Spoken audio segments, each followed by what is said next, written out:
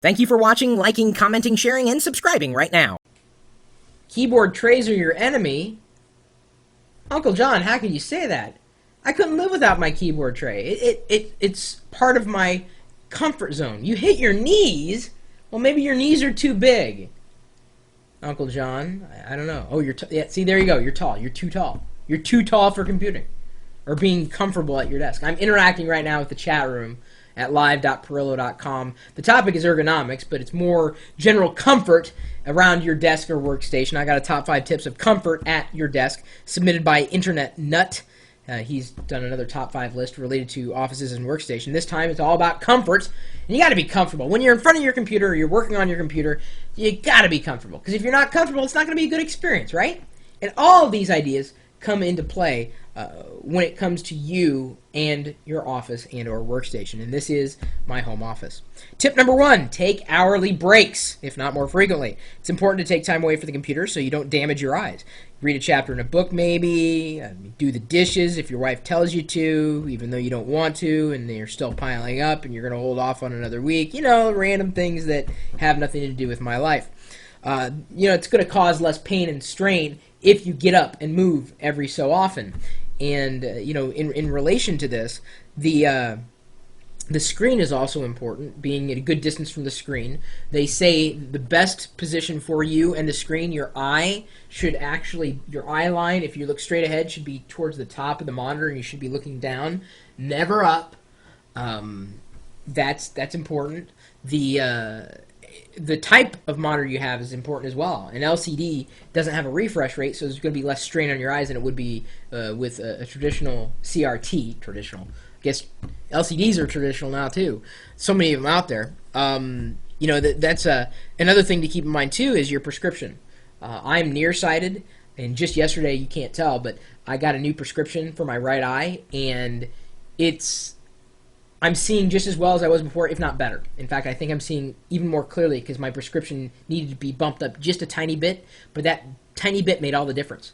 So check your prescription. If you haven't visited the eye doctor, this could be causing strain too, not just this. So there's a lot of things that are combined with the eyes and with the monitor in relation to your comfort at your desk. Number 2, use any tools or features or equipment that can help ensure comfort. For instance, if you have a keyboard with a wrist rest, then this will allow you to relax while typing. If you have a mouse pad with a wrist rest, that may also help, etc. I don't really like wrist rests. I've never been comfortable with them, largely because, and as we're kind of talking about at the beginning of the video with Uncle John, I love the keyboard tray, as long as it's at the right height. And the right height for a keyboard tray is in a comfortable position. Never too high, never too low, just very comfortable. And because of that, wrist rests typically get in my way. I may rest my palms to a certain degree, but wrist rests always make my hands curve oddly, and it makes it more difficult for me to type in those situations. Finding a keyboard that's comfortable is important as well. Some people like the natural split keyboards. I can't stand them. That's just me. The idea, though, is just to be comfortable in general, and have something. If you're still computing on a regular old table, you might consider spending a few extra pennies on a dedicated computer desk, some kind of desk that was dedicated for computing. It's very, very important.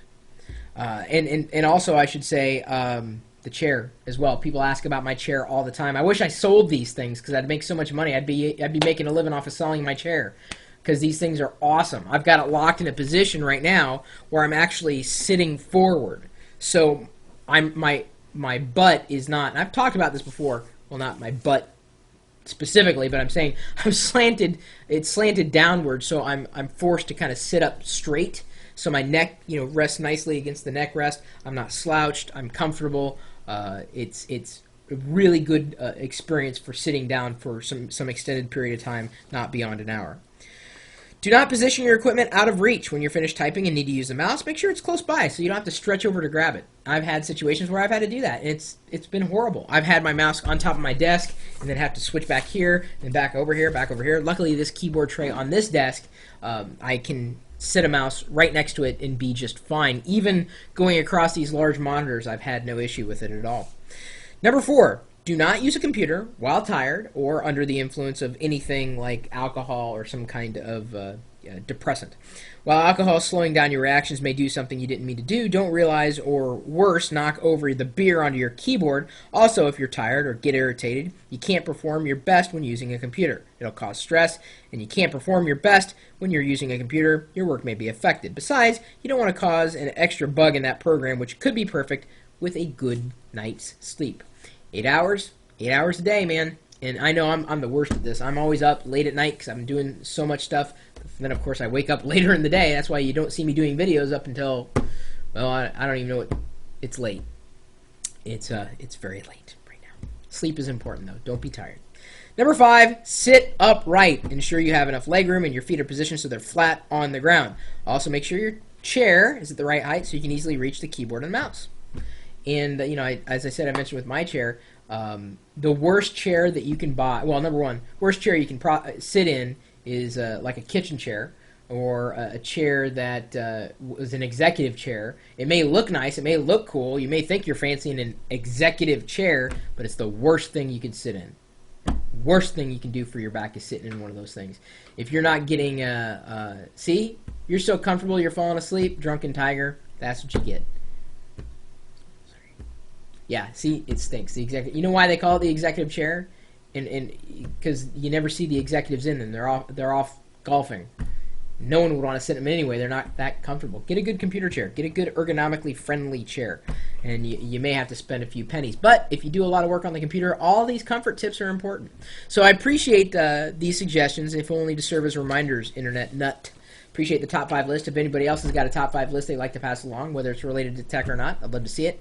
My email address is chris@pirillo.com, and you can reach me anytime, day or night. I'm here often. May not be paying attention to the chat room. I do pay attention, but there are plenty of people in the chat room who are certainly paying attention. As long as you're a nice person and you can get along with others, then we'd love to have you over here sometime. It's free to the public. Let's see here, what else? We chat, so you have to be interactive.